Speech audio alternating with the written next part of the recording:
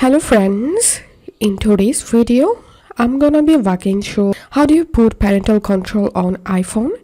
First of all, open your settings app and tap on screen time, tap on turn on screen time, tap on continue, and now tap on this is my child's iPhone, and now you can set starting and end time. So tap on set down time and select any category from here. You can restrict for social apps, games app, and tap on set app time and scroll down, and from here you can select daily app time limits. I'm going to selecting 30 minutes and tapping on set up limit, continue, and now enter here screen time passcode, and now you can tap on app limits to set app limit for your child phone.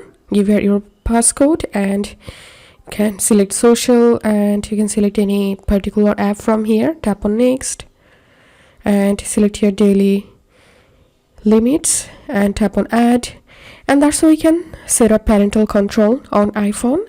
If this video helped you, give a thumbs up and please consider subscribe to 5-minute solution. Thank you for watching.